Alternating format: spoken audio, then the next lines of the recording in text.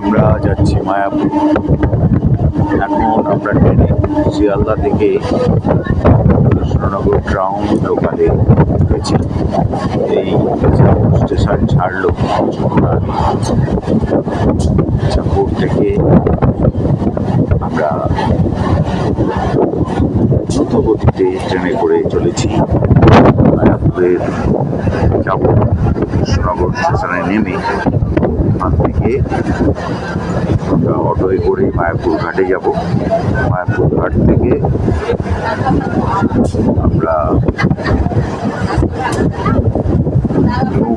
কাঠটানা নৌকায় করে জলঙ্গি পার হয়ে তারপর মায়াপুর ধামে অর্থাৎ ইস্কন ধামে আমরা যাব, চৈতন্য মঠ যাব। আমরা এগিয়ে চলেছি, ইচ্ছাপুর ছেড়ে ট্রেন চলেছে।